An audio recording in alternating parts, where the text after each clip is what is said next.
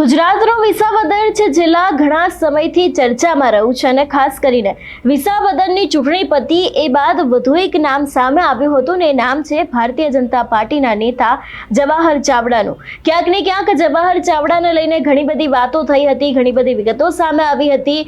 કરસનદાસ ભાદરકા બાપુના રાજીનામા પાછળ પણ ક્યાંક ગોપાલ ઇટાલિયા અને જવાહર ચાવડાની નિકટતા વધી રહી છે એવું પણ એક સમીકરણ સામે આવ્યું હતું। જોકે એ બાદ પાર્ટીનો ખુલાસો સામે આવ્યો હતો, પરંતુ ક્યાંક વધુ એક એવો સંકેત સામે આવ્યો છે કે જેના કારણે ક્યાંક જવાહર ચાવડા છે તે અત્યારે હાલ આમ આદમી પાર્ટી સાથે ખરેખર વધારે નિકટતા ધરાવતા હોય એવું લાગી રહ્યું છે।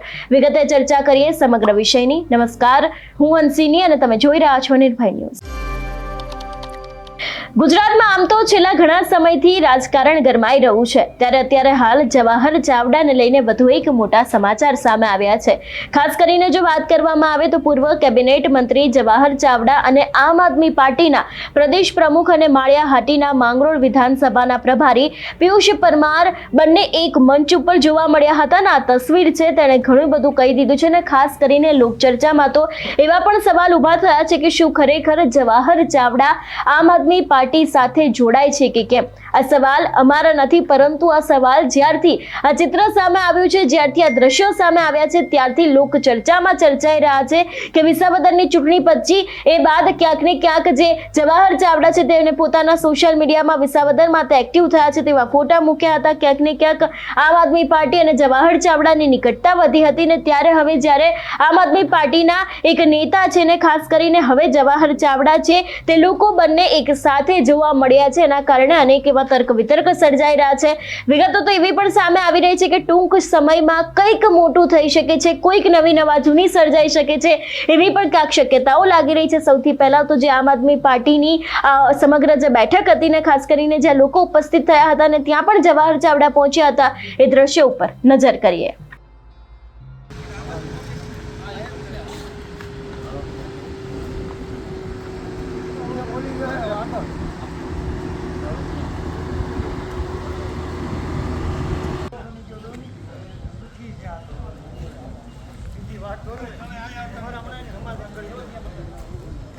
હાલો અહીંયા હાલો હાલો હા પછી હવે જૂનાગઢ છે ભાઈ ઓળખ ભાઈ આવો આવો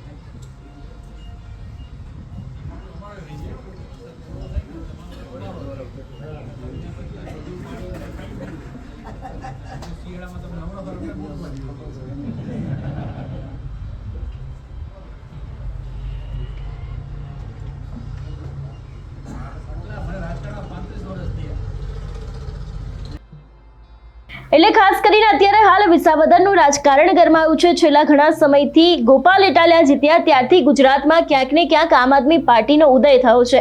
આમ આદમી પાર્ટીનો ઉદય થયો ને ઘણા બધા નેતાઓ છે એ લોકો ક્યાંક ને ક્યાંક આમ આદમી પાર્ટીથી નારાજ પણ થયા।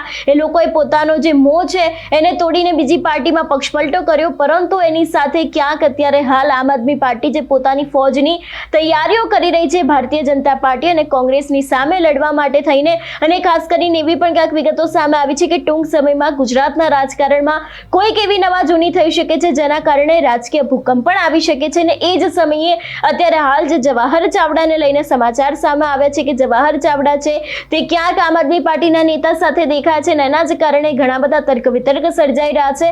અને ખાસ કરીને ઘણા બધા સવાલો પણ ઊભા થઈ રહ્યા છે કે શું ખરેખર જવાહર ચાવડા છે તે ભારતીય જનતા પાર્ટીથી નારાજ ચાલી રહ્યા છે અથવા તો પછી કોઈ બીજું પણ કારણ હોઈ શકે છે. ભાજપની સાથે કંઈક થયું હશે એટલા માટે થઈને કદાચ તેઓ કોઈક પક્ષ પલટો કરી શકે છે એવી શક્યતાઓ લાગી રહી છે. જો કે આ ગુજરાતનું રાજકારણ છે, અહીં કોઈ પણ સમયે કંઈ પણ વસ્તુ થઈ શકે છે ને ખાસ કરીને હવે આગામી સમયમાં જોવાનું રહેશે કે જે પ્રમાણે વિસાવદર જીત્યા બાદ ગોપાલ ઇટાલિયા અને ખાસ કરીને ગોપાલ ઇટાલિયાની આમ આદમી પાર્ટી છે તે ધીરે ધીરે મજબૂત થઈ રહી છે. ને એની જ સાથે અત્યારે હાલ ક્યાંક જે પ્રમાણે જવાહર ચાવડાને લઈને સમાચાર સામે આવ્યા છે, જવાહર ચાવડાને લઈને જે વિગતો સામે આવી રહી છે કે એક પાર્ટીના જે મંચ ઉપર હતા બંને નેતા જોવા મળ્યા હતા ને એના જ કારણે અનેક એવા તર્ક વિતર્ક સર્જાયા છે.